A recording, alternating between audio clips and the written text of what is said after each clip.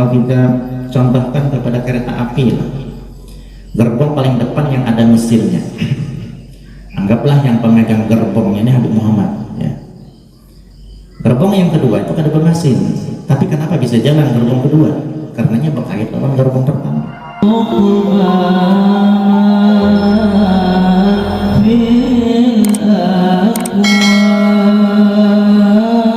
Alhamdulillah rabbil alamin, wassalatu wassalamu ala asyrafil anbiya'i wal mursalin sayyidina maulana Muhammadin wa ala alihi wa sahbihi barik wa sallam ajma'in. Asyhadu an la ilaha illallah wahdahu la syarika lahu wa asyhadu anna sayyidina Muhammadan abduhu wa rasuluh. Allahumma salli ala sayyidina Muhammad al-fatih lima ulik wa khatim lima sabaq nasir bil haqq wal hadi ila siratikal mustaqim haqqa miqdarihi al-'azim. Nawaina ta'allum wa ta'limuna fa wal ifada wal istifadah wa tadhakkur wa tadhkir wal ifada wal istifadah wal hadza ala tamassuk bi kitabillah wa sunnati rasulih wa du'a ila al-huda wa dalalah ala al-khair ibtigha wajhillah mardad wa qurbih subhanahu wa ta'ala. Rabbi shrah li sadri wa yassir li amri wahlul 'uqdatam min lisani yafqahu qawli. Yang sama-sama kita muliakan para habaib dan para syaraif, wabil khusus Al-Habib Sayyid Irwan Syah selaku khadimul majlis Bani Alawi. Mudah-mudahan beliau telah diberikan oleh Allah Subhanahu wa taala sehat wal afiat dan diluaskan rezekinya serta hajat beliau dikabulkan oleh Allah Subhanahu wa taala, baik hajat dunia maupun hajat akhirat. Dan urusan beliau, urusan dunia maupun urusannya dipermudah oleh Allah Subhanahu wa taala. Dan juga para alim ulama, tokoh-tokoh agama, tokoh-tokoh masyarakat, para ustaz, para asatidzah yang alhamdulillah bisa berhadir pada malam hari ini, dan juga para hadirin wal hadirat yang dimuliakan Allah Subhanahu wa taala. Alhamdulillah, puji syukur kita panjatkan kehadirat Allah Subhanahu wa taala yang telah memberikan kita taufik dan hidayah serta inayah sehingga pada malam hari ini kita bisa bersama-sama berhadir di majlis Bani Alawi ini dalam rangka niat kita untuk menuntut ilmu agama, untuk mendekatkan diri kepada Allah Subhanahu wa taala, untuk mencari ridha Allah, mencari ridhanya baginda Rasulullah sallallahu alaihi wasallam. Mudah-mudahan setiap langkah kita dihitung ibadah oleh Allah Subhanahu wa taala, dan mudah-mudahan dosa-dosa kita diampuni oleh Allah Subhanahu wa taala. Hidup kita ditambah keberkahan oleh Allah, dan Allah curahkan, Allah cucurkan rahmatnya kepada kita semuanya. Amin ya rabbal alamin. Salawat beserta salam kita dihadiahkan kepada junjungan kita Nabi besar Muhammad sallallahu alaihi wasallam beserta para sahabat wa tabi'in wa tabi'ut tabi'in ila yaumil akhir, dan mengucapkan Allahumma salli wa sallim ala sayyidina Muhammad wa ala ali sayyidina Muhammad. Para hadirin yang Allah Subhanahu wa taala, ulun selaku badal daripada guru kita Al-Habib Muhammad bin Abu Bakar Al-Idrus, sebelumnya ulun mengucapkan ribuan maaf karena pada malam hari ini yang mengisi bukan beliau. Mungkin di antara pian berharap hadirnya guru kita Al-Habib Muhammad Al-Idrus, tapi karena beliau sudah sampaikan di waktu mau pelaksanaan majelis ini, Al-Fakir dipanggil oleh beliau karena kesibukan yang tidak bisa ditinggalkan, maka beliau pun mewakilkan kepada Al-Fakir untuk mengisikan di majelis ini. Tapi yang jelas insya Allah komitmen beliau suatu saat beliau akan hadir, kada tahu di pertemuan keberapa, dan ini kada dikhabarkan ya. Nah itu Itu pesan daripada guru kita. Nah, jadi kita bersyukur kepada Allah Subhanahu wa taala bahwa majelis ini diasuh oleh Ahlul Bait. Majelis ini dipimpin oleh keturunannya Rasulullah Sallallahu Alaihi Wasallam. Apalagi khadimul majelisnya juga Ahlul Bait. Hanya saja yang sayangnya tukang ganti kada Ahlul Bait. Maunya tukang ganti ini Ahlul Bait juga. Saya tiruan kan kena sekali ya. Ngambil berkah ya Bu ya. Dan perlu kita ketahui bersama bahwasanya Rasulullah Sallallahu Alaihi Wasallam bersabda, Inna ahlul baiti mathalu safinatin Nuh, faman rakiba najah, wa man taraka wariqa. Sesungguhnya kata Rasulullah Sallallahu Alaihi Wasallam, ahlul baitku, keturunanku itu seperti kapalnya Nabi Nuh. Siapa yang naik dia akan selamat. Siapa yang masuk ke kapal itu, insya Allah dia selamat. Tapi barang siapa yang kada hendak umpat berbuat di kapal itu, maka dia akan tenggelam.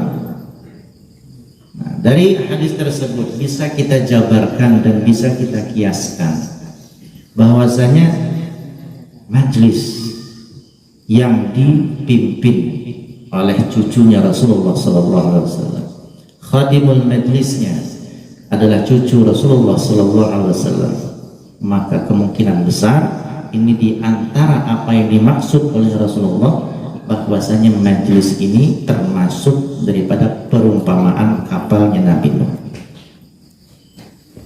Artinya siapa yang hatinya selalu terpaut kepada majlis ilmu yang diasuh oleh cucunya Rasulullah SAW, yang ikut terus kepada Ahlul Bait, yang patuh kepada Ahlul Bait, yang membantu Ahlul Bait, menolong Ahlul Bait, perhatian kepada Ahlul Bait, berarti ini salah satu perumpamaan orang itu sudah menaiki kapalnya Nabi Nuh alaihissalam. Nah, orang yang loyalitas dengan Ahlul Bait itu, maka dia akan selamat, diselamatkan oleh Allah Subhanahu wa taala dengan berkat baginda Nabi Muhammad sallallahu alaihi wasallam.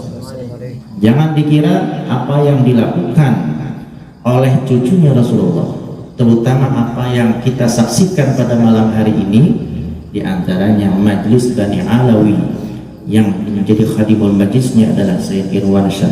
Beliau adalah cucunya Rasulullah Sallallahu Alaihi Wasallam. Ini pasti ada pandangan dari Rasulullah Sallallahu Alaihi Wasallam. Apalagi pengasuhnya adalah Al Habib Muhammad. Maka tentu pandangan Rasulullah akan terfokus pada majelis tersebut. Artinya, kalau kehadiran pian membuat sahibul majelis senang, kehadiran pian membuat daripada pengasuh majelis ini senang, maka kemungkinan besar pian juga menyenangkan hatinya Rasulullah Sallallahu Alaihi Wasallam. Karena Rasulullah itu akan bahagia dan senang apabila cucunya disenangkan. Apabila cucunya Rasulullah dibahagiakan, disenangkan, Rasulullah dapat senang juga. Habib Irwansyah sangat berharap majelis ini bisa istiqomah dan bisa bermanfaat untuk orang banyak. Artinya Habib Irwansyah ini sangat senang kalau yang hadir ini banyak, karena manfaatnya akan lebih menyebar dan meluas. Nah, dengan kesenangannya beliau, insya Allah akan sampai kepada Rasulullah, dan Rasulullah akan senang kepada siapapun yang menyenangkan Ahlul Bait. Maka mudah-mudahan kita termasuk orang-orang yang menyenangkan Ahlul Bait, dan mudah-mudahan dengan sebab tersebut kita juga mendapatkan nazrah dari Rasulullah dengan wasilah Ahlul Bait.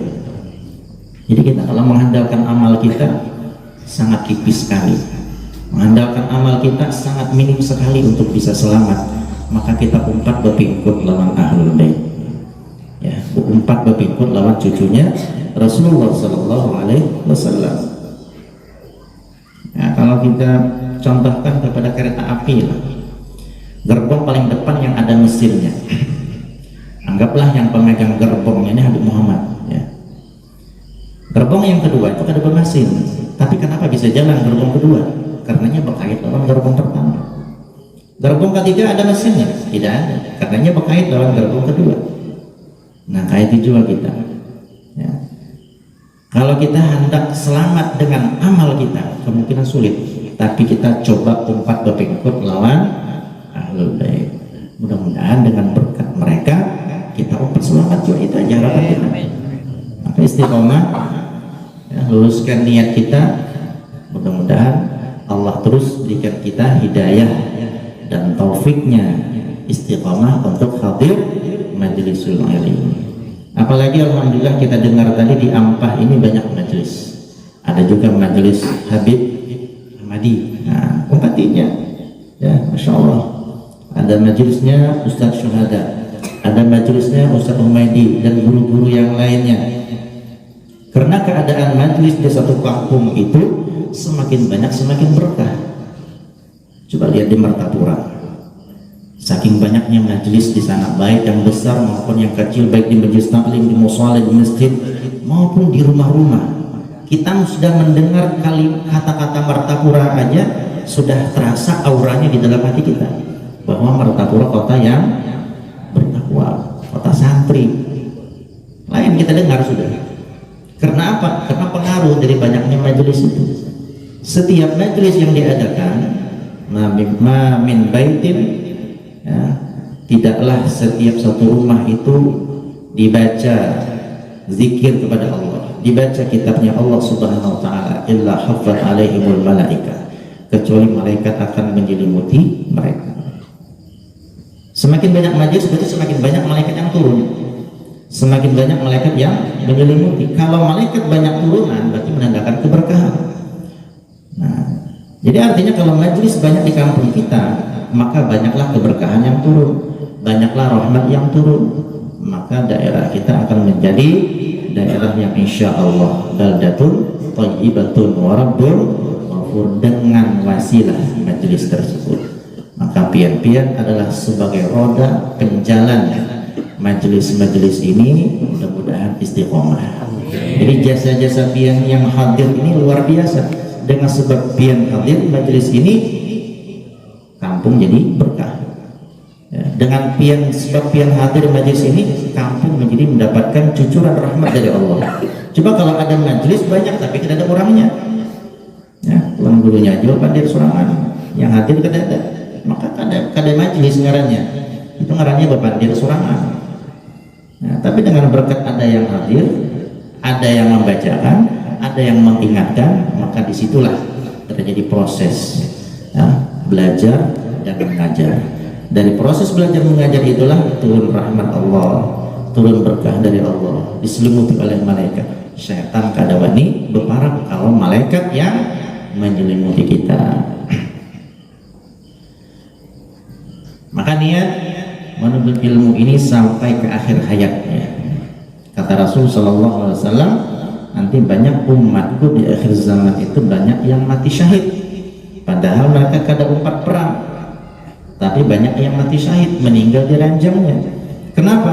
Karena hati mereka itu selalu terpaut untuk berbuat baik, hati mereka selalu terpaut untuk menuntut ilmu agama.